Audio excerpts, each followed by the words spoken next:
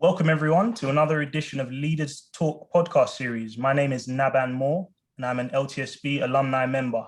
This episode is one of LTSB's ongoing leadership initiative series where we have conversations with leaders and discuss themes such as perseverance, leadership, purpose, vulnerability, and many more. Today, I'll be having a conversation with prolific author, stand-up philosopher, and musician, Tim Freke. So, hello, Tim. How are you doing today? I'm good. You told me you were in Glastonbury today. I am. That's where I live in the tiny little crazy little town where they have the big festival. Well, Okay. Normally, obviously not during COVID, but normally we have this gigantic music festival. I was told you were part of the festival world some time ago.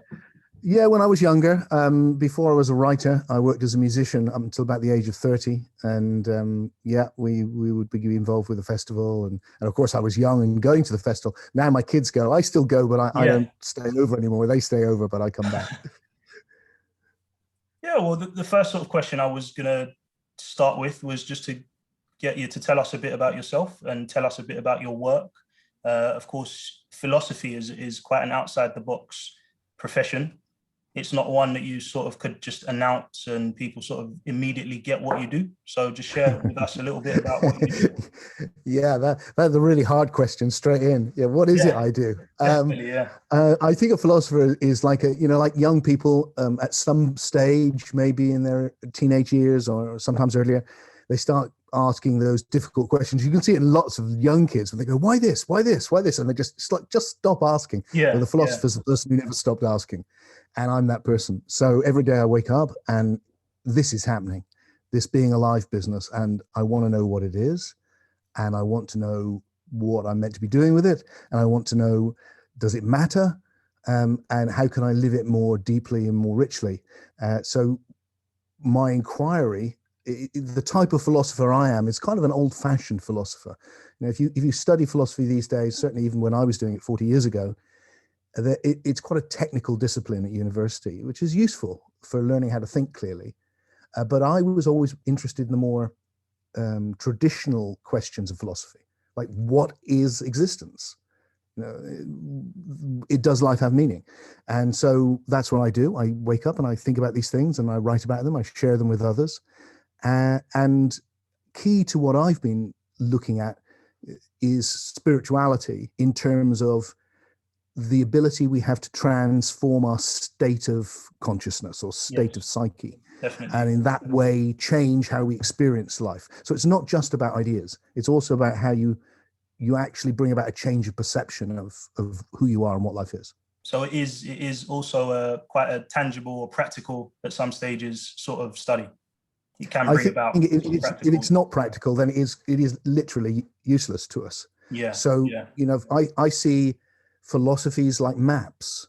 They're tools. They enable you to live better, to answer questions better. And we can get by. Everyone has one, probably, or something of one, maybe lots of them that don't quite fit together.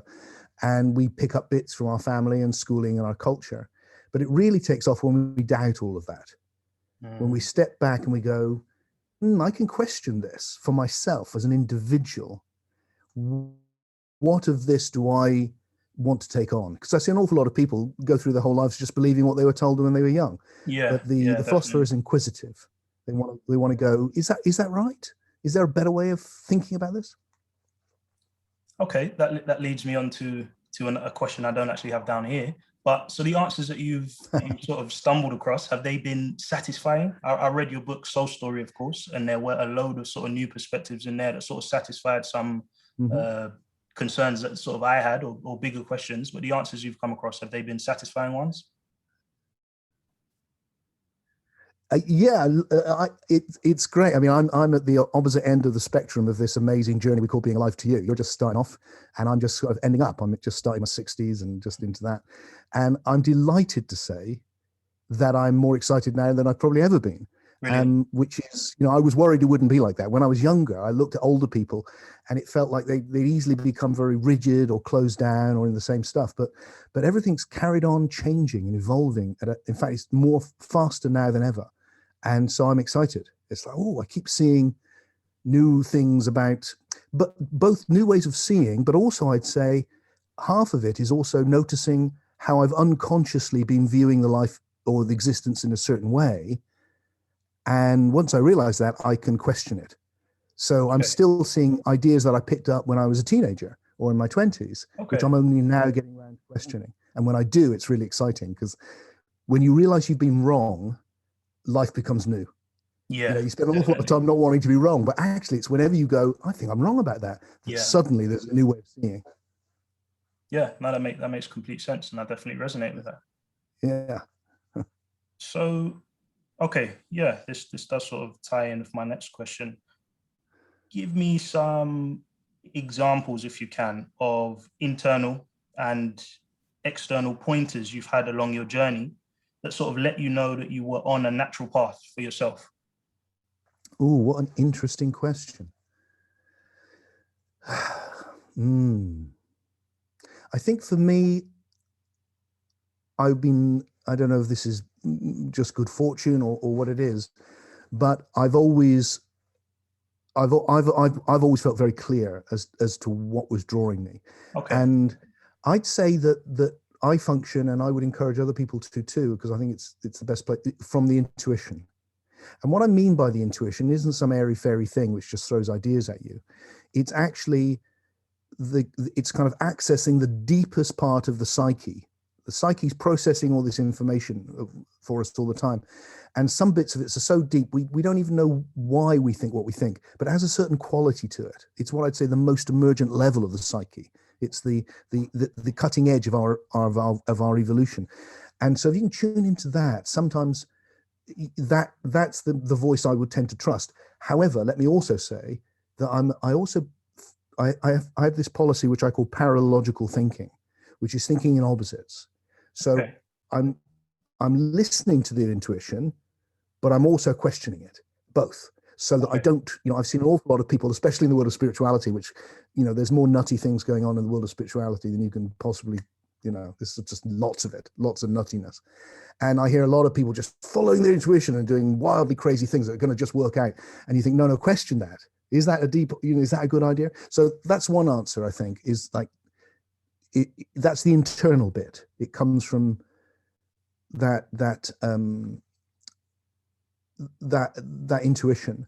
I think I was also lucky enough to have what I would now call awakening experiences when I was quite young and throughout my life. And what comes with those experiences is a kind of deep confidence in existence itself, that there's something good about this that you can trust, even when it's really awful. And that really helps if you have that confidence in life, because you can take risks then, and you feel like, yeah, it'll be okay. Without being stupid, it'll be okay. So that's key. And then just paying attention. So for me, like you just asked me, I very rarely get introduced as a musician these days because I haven't done it for so long. But that was a key transition for me. So I've been busily up until the age of 30, been knocking on the door, almost getting on, writing music for TV, albums, videos, kind of being successful, kind of not, TV, out again. And it was, and then one day, by chance, I sent a letter to a agent to write a book. And it really was by chance, because it was to do with something else. I won't go into it, but it was. And there was a kind of magic, because I'd written a version of the Tao Te Ching, which is a rendering of it, which is an ancient Chinese philosophy book, and sent it to her for another purpose. And it landed on her desk at exactly the same time as a publisher had said, do you know anyone who's got a version of the Tao Te Ching? We want to publish one. And the next thing I knew, I was a writer. And then and I was doing then another book and another book and another book. So for there, I would say what happened for me was it felt like I was knocking on this one door called music, and there was a big open door behind me called writing. Hey. And I just turned around and went through that door, and everything just went, yep. And so you never know. You had sort of been tirelessly working away at, and we get the cliche of the 10,000 hour rule and that sort of stuff. So nothing that you had kind of been paving a way for, it kind of just sort of fell into place. It did. And then, but funnily enough, and I think this is certainly my experience, looking back, it's now obvious all the way through that was my natural calling. And and none of it was wasted. You know, when I write, I'm writing in music. There's a rhythm.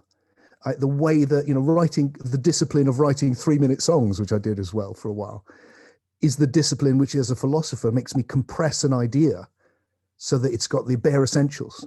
You've looked at Soul Story, and it's like little droplets. Yeah, definitely. You know, one thought, and that ability to, you know, it's all part, I think, of the musical education, which in one way I've, you know, is part of my distant past now. Although I still do make music, but not professionally. So I think life is a story, and although it can sound a little bit woo-woo, I don't think it is to say that it has a magic to it. Yeah, And definitely, that I agree. you can follow that. You can follow those, what Carl Jung called synchronicities, and that kind of, you just tune into something, a thread which you're following.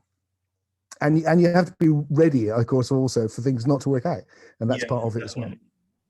Definitely. So my next question is sort of like a cliche question. It definitely will generate a good answer, I think. But at present time, with sort of the knowledge that you've accumulated now, what would you tell your younger self?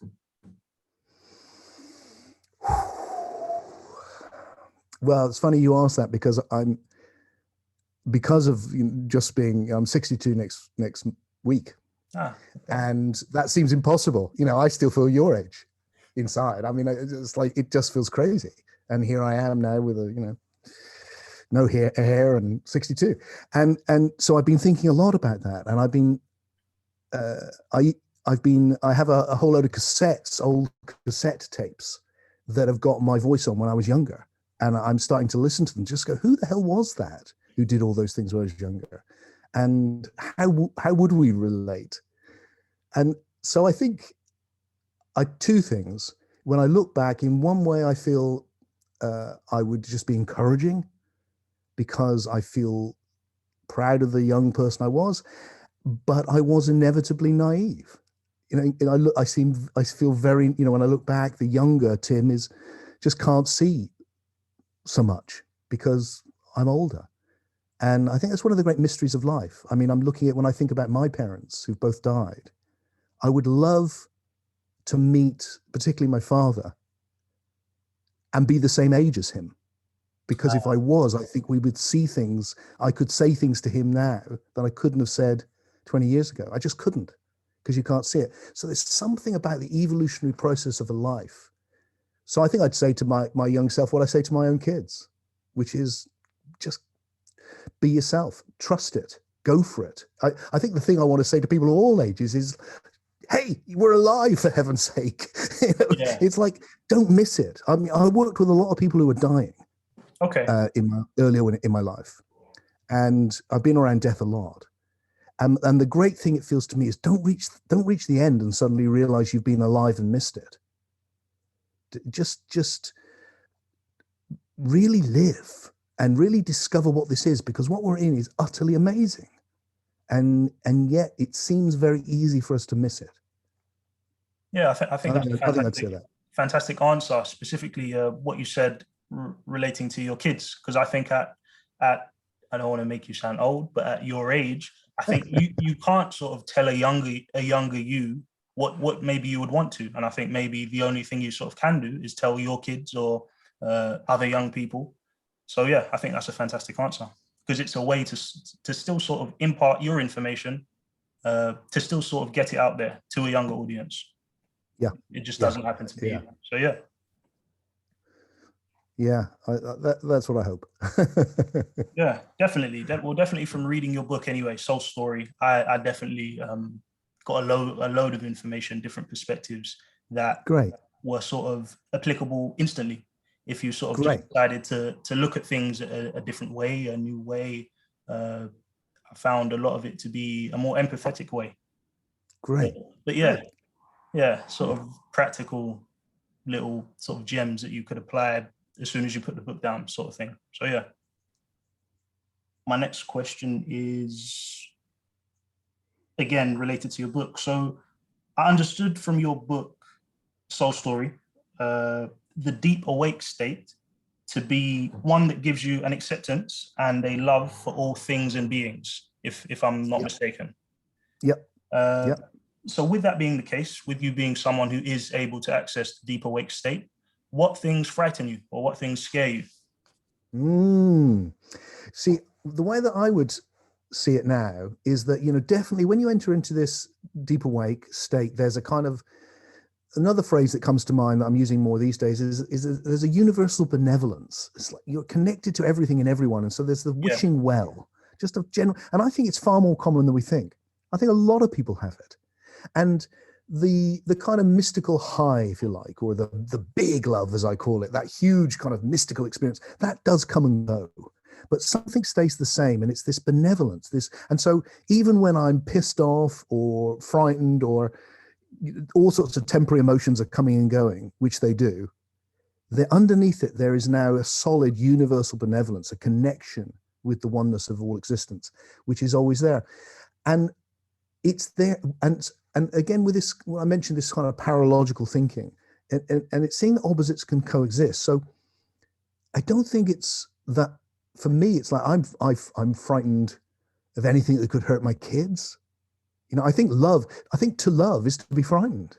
People often say, it's love or fear, but I'm not sure that's true at all. I think loving is taking the risk of suffering, because you just know that when you love, you're opening yourself up to suffer. And loving is choosing that willingly and going, I don't care. I mean, when I'm holding my little baby daughter for the first time in my hands and just thinking, I'm in trouble, because if anything happens to this, I'm devastated. Yeah. And I choose that risk. I could be detached and, take kind of Buddhist approach and just back off, but I'm not going to. I'm going to completely engage with the risk. And that's the love. And so I feel like that with fear. I think fear is a good thing. I think fear is a very useful thing. It plays obviously a biological role, but it plays roles in society and all sorts. What we don't want is just fear, because then it's horribly debilitating.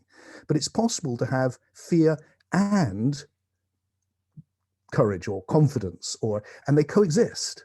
So when I'm frightened for my daughter, it's not just that. There's also other feelings like love, benevolence, and all that. So they coexist. So it's not an either or. And the biggest time I noticed that was being with my dying mother and father, Andy, where on the one hand, it was a devastating loss, seeing her so ill with cancer and all of that. I'm sorry. And on the other hand, at the same time, it was kind of magic. And when she died, people would say to me, how do you feel? As if I would say one thing. But I wanted to say, well, I feel ecstatic, actually, and devastated at the same time. And I think we experience those things more than we think. So my feeling with fear is, it's fine. You don't want to have just fear. Okay. But some fear, and I have a whole load. And I taught my kids to fear. It's not, I didn't teach them not to fear. I wanted them to be courageous, but I also want to be frightened of the road or doing dumb things, so it all plays a role. That's my feeling. Yeah, I think that's another fantastic answer, because a lot of perhaps what we're taught in modern times is that to be brave is to not be scared, or literally just that. To be brave is to not be scared, or and I think that's just not true. I love the way you put that, because it feels to me that actually courage is when you are scared. There's a big difference between courage and foolhardiness. Foolhardiness is not having any fear and just doing dumb things because you're not frightened. But to know that, oh, this is scary and I still do it. And that applies to obviously big things, but also applies to something which I do a lot now, like walking out on a stage, being yourself, showing who you are, knowing that you could get shot down for it. Creativity, my life, music and writing, have been dominated by creativity. I would say the secret to creativity is the courage to look an idiot. If you're going to be creative, you have to take the risk that what you do won't work, and that the idea you're putting forward, within 2 minutes, you will go, oh, that was a really bad idea, wasn't it? Yeah. But you have to be able to say it, and you need to be surrounded by people who will let you say it, and that it's okay to say a bad idea or to get it wrong, and because in the middle of all that will be the good idea. Yeah, definitely. Fantastic answers. I definitely agree with that. I think Sure. your kids are in a great place, being taught to fear and being taught that to fear is okay, Yeah. because that's a lot of what is taught in modern society, I'd say, sort of goes against that. And the other thing, is especially as someone who's older, it just feels like, look, life is scary. Yeah, definitely. I move in spiritual circles, and as I said, there's a lot of wisdom in spiritual circles and a lot of nonsense. Probably that is in all circles, but it's very obvious in spiritual circles. And I hear people say all the time, oh yeah, since my awakening, I no longer have any fear. And my feeling is, wow, you're not paying attention, are you? Because bad things happen to good people all the time. You think you're going to be all right? That's nonsense.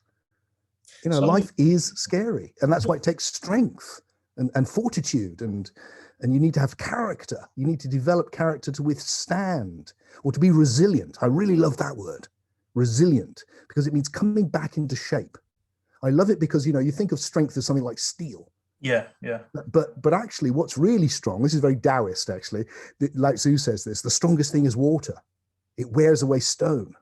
The strength of a piece of grass is that when the wind blows, it falls over, but then it comes back up again.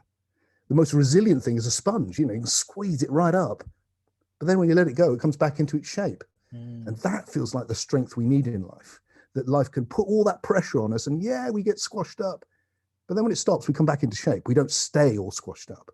And that's the quality, I think, that's the sort of strength we need. Definitely. So what sort of steps do you take to embrace fear? I think it's about really developing its opposite at the same time. So why I'm interested in spiritual awakening, as it's called, which is really the cultivation of deep, what I would call more emergent, more evolved states of the psyche, is because it does lead to this confidence in life. And it's not a foolish confidence. It's rooted in something deep. So you can do that through all sorts. Philosophy does it, but meditation is really interesting. All the sorts of ways you can explore the psyche can help you develop it. It's wisdom, really. I mean, it's an old-fashioned word, but that's what it is, which arises from those deep states. So if you develop that, you've got something as well as. So life is what it is, but it's a tool. You've got ways of meeting the challenges. Yeah, it's like an armor, but yeah, also a shield as well as a sword, I guess. Yeah. A shield as well as a sword, something to move forward and cut through, and something to watch out with. Yeah, that's kind of nice. I like that. Definitely. Oftentimes we think of inspirational figures as people who have, what comes to mind is sort of someone who's lived long ago, has now passed, sort of thing. Is there anyone present day who inspires you? Ooh.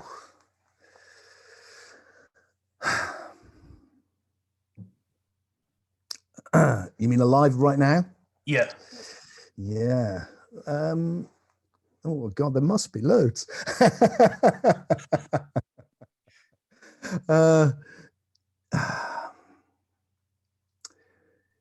Yeah, plenty of figures I can think of who are no longer with us. Who inspires me right now? Oh, that's quite interesting. That I can't actually. That people are not jumping to mind. There's lots of people I admire. There's lots of philosophers I admire, thinkers I admire. People like Rupert Sheldrake come to mind, who's a biologist who I had the chance to speak with the other day. And just there's I speak with a lot of people on my podcast, What is Life, who are really interesting thinkers, and Ian McGilchrist and so many others, Ken Wilber, philosophers, all of whom I do find inspiring and interesting and touch. But I think the reason that I'm faltering is because when I think of that word inspire, it has a real quality of evoking the most important things in existence somehow. And I don't want to sound overly sentimental, because I mean this quite seriously. People often say to me as a writer, who are your great spiritual teachers? And there's a load of them. There are all these books here, and but the honest truth is the person who really showed me that it was about love and the deep and the nature of the deep awake state, and I realized this quite late in life, was my own mother. And Okay. she wasn't a philosopher. She didn't read. She read my philosophy books, but that's because they're by me. She'd have read them if I was writing about train spotting. Yeah. You know, she was a hairdresser. She was a lovely woman, a smart woman, and did a lot of stuff. But she had a quality of universal benevolence. She just poured and everyone could see it. She just poured out love everywhere she went, and was in a very natural way, without utterly unself-consciously. And it's that which really inspires me. So I get inspired by not public figures so much as just those people I meet, because there's Everyday lots of people people. like my mum. It's not just my mum. There's lots of my mums Yeah. in other people's families who are like, wow. They come in the room and you just feel like they're just giving of themselves. They can't help it. They're just like giving away, but naturally, just because they're like that. And it's such a beautiful quality.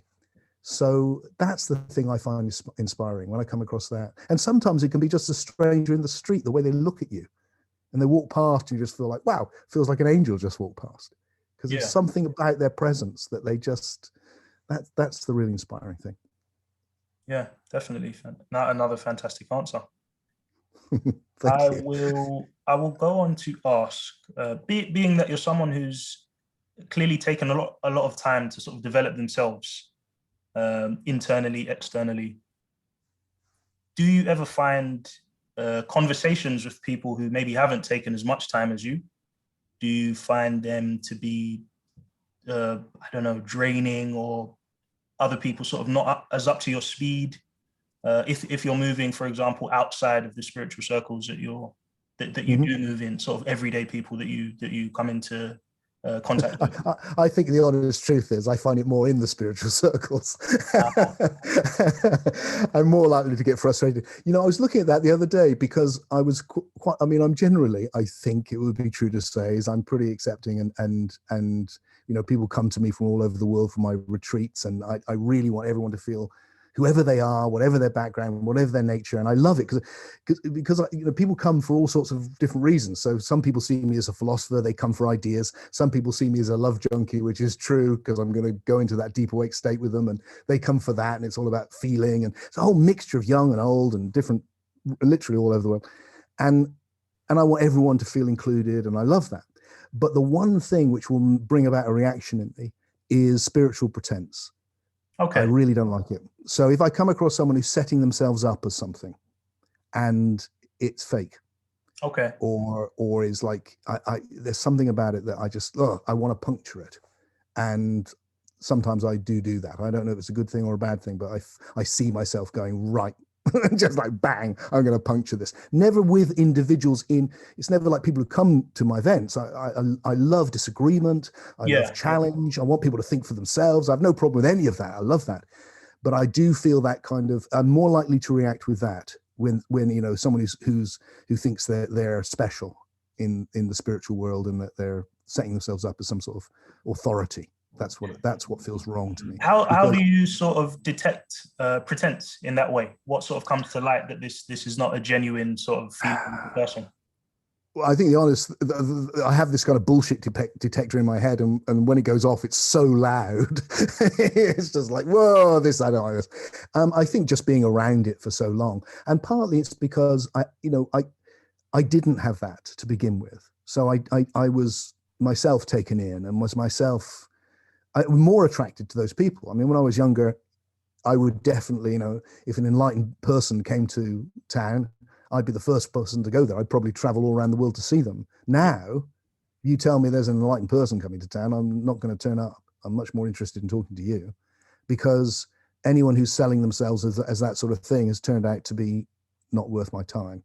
And so I'm much more interested in that authenticity of being a human in this adventure, sharing it with others. And my aspiration when I run events with people and in my books is that people feel empowered themselves to discover this within themselves. And I hate the cultishness that can arise in spirituality, where it turns into the opposite of that, where suddenly the other person is trapped within a group which are all looking up to this one individual. And that is the opposite of what we need to do. We need to empower each other to find these deep states within ourselves and encourage each other. So that I'd say I get a reaction from that more than, I mean, don't get me wrong. There are times when I look at the world and I just wish it would wake up, because it could be so much better than it's already a lot better than it was.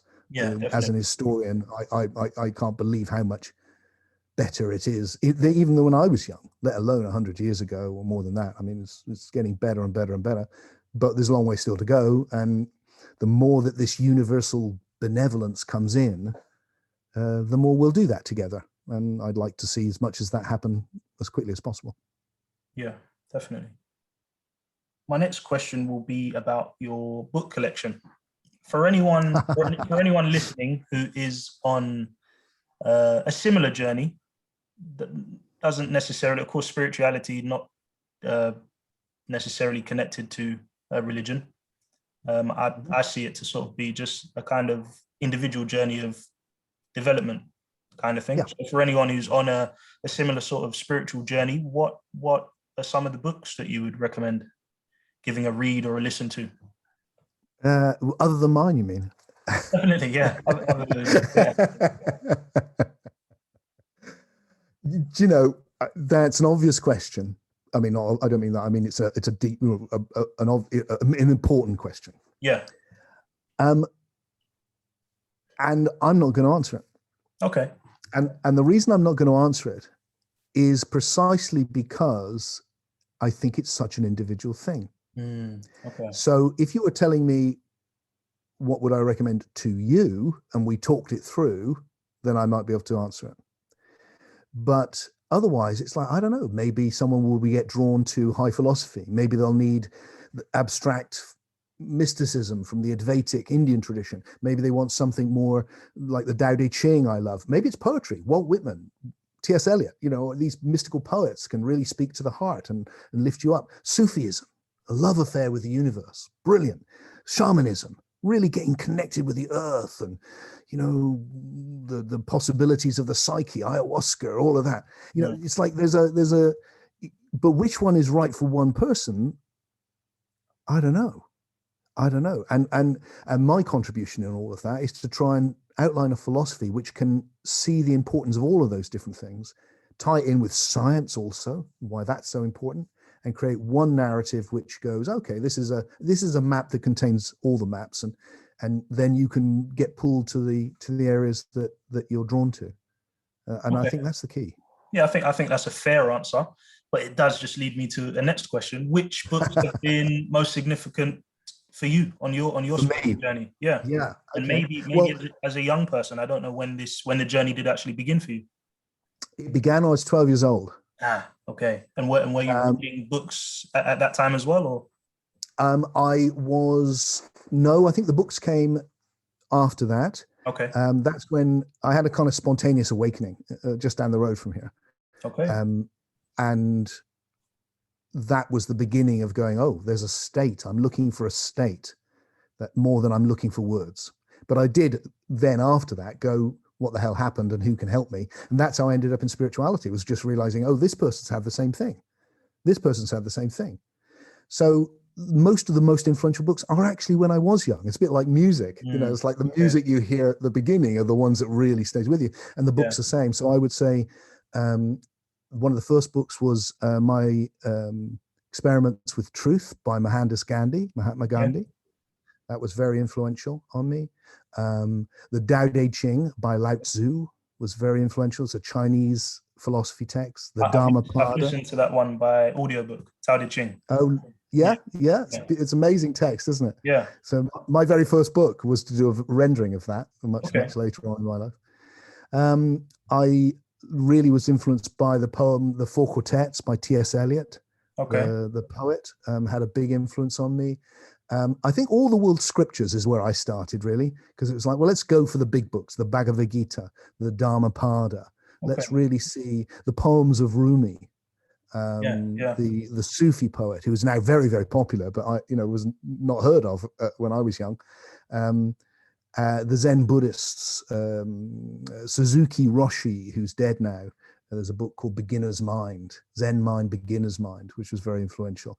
And then an Indian philosopher who was very influential on me called Nisargadatta Maharaj, Sri Nisargadatta Maharaj, whose name I'm told roughly translates as Mr. Natural, which I kind of like better.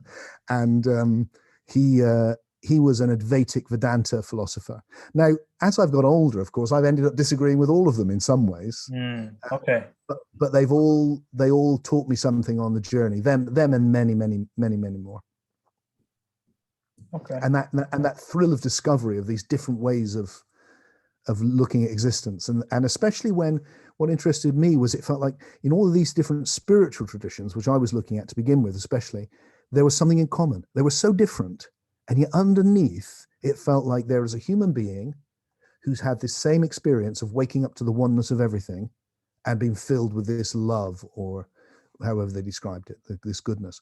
And that was it's like, there's a common human experience here. And I was lucky. You see, I had my awakening, the first one, just very, very naturally. I was sitting in a field. I was in a hill, actually, looking over my little hometown, wondering why the hell all the adults were in this coma, as if they knew what was going on when they clearly didn't, and why they were doing that.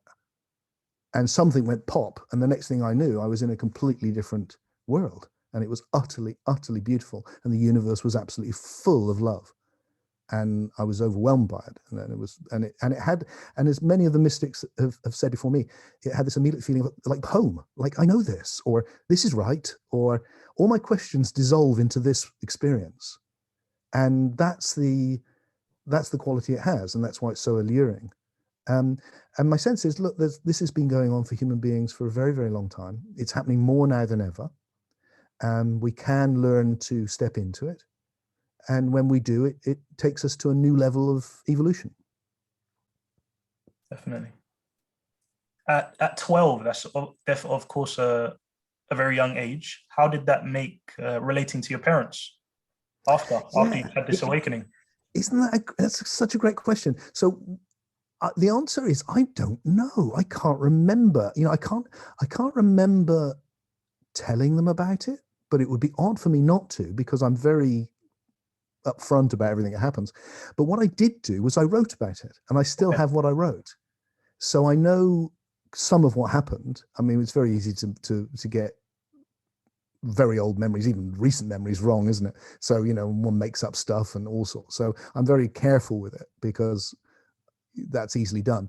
But I've got enough recorded to go, yeah, no, that happened around then, probably late 12, maybe early 13, around that sort of time, and just coming into teenage years, really. So and how that affected my parents, I don't know, although they were very aware of my spiritual search, and then eventually got pulled into it as well. So they ended up coming to see gurus with me and all the rest of it,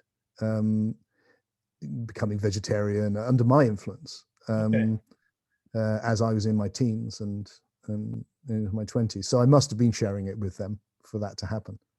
Yeah, no, that makes sense. I'm going to wrap up with the final question. What does leadership mean to you? Well, we've been talking about the Tao Te Ching, which has been fun, because that doesn't come up that often, and you've listened to it as an audiobook. So I'm going to answer that with one of my favorite lines from the Tao Te Ching, which is where Lao Tzu says, when the wise person acts, everybody says, we did it. And for me, that captures leadership. So to frame that in terms of leadership, when the wise person leads, everybody says, we did it. And that's what I think leadership is. Leadership is being able to give of your best to lead, and everyone else feeling like they have made it happen, and it isn't about the leader. Yeah, that makes complete sense. Yeah, a selflessness sort of. Yeah. And it's also so sweet to do that, because you're contributing. That's your contribution. Is to point the way in such a way that other people choose of their own volition to go, yeah, let's go that way. And then if it works out, everyone's delighted, and everyone did it together. And that's that reflects the truth that we are actually all one. Yeah, and I think that probably definitely points towards why there is a specific character who does make a great leader, because majority of people definitely would want the recognition for themselves as individuals. Yeah. Yeah. So yeah, I think that's a great answer. It's been Yes. a pleasure talking with you today. Likewise. It was definitely a gift reading your book. I read it twice just in preparation of today's conversation. So thank you for that. And this has been another episode of Leaders Talk from Leadership Through Sport and Business. Thank you, Tim. My pleasure.